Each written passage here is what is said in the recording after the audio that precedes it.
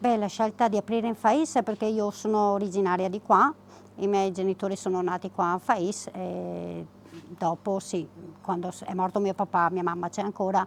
abbiamo mantenuto sempre la casa qua e siamo sempre venuti su. E niente, perché volevo tenere vivo questo posto in qualche modo, perché si sta spopolando,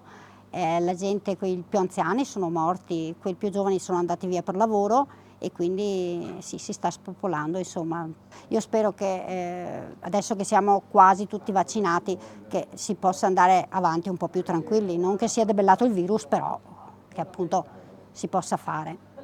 L'offerta della cucina sarà una cucina casalinga, innanzitutto, quindi cioè piatti nostri, nostrani, qua avremo lo spiedo come piatto forte, poi ci saranno le grigliate, il capriolo, cervo, poi abbiamo sì, degli affettati, quindi anche il baccalà per dirla, cioè proprio la cucina nostra tradizionale di casa. Gli auspici, guardi, abbiamo tanti desideri, diciamo che si movimenti tutto quanto, che ci sia gente, che ci siano bambini, che praticamente si torni a vivere la natura e